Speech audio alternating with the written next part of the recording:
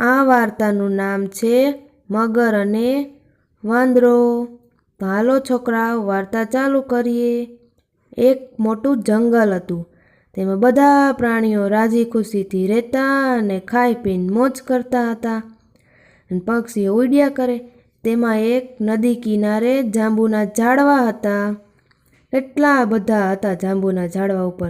અને તેમાં એક વાંદરો રહેતો હતો. જાંબુડા ખાઈને મજા કરતો હતો.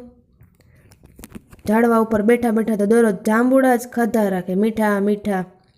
અને વળી તેમને પાણી પીવું હોય છે, એટલે ધીમેથી કૂદકો મારી નીચે આવીને પાણી પીવા માંડે. પાણી પી લે, ધરાઈ જાય એટલે વળી પાછો કૂદકો મારીને ઝાડવા ઉપર ચડી જાય. આવી રીતે દરરોજ જાંબુડા ખાતો અને મજા કર્યા રાખે. તેમાં તેનો એક મિત્ર રહેતો હતો, મગર પણ.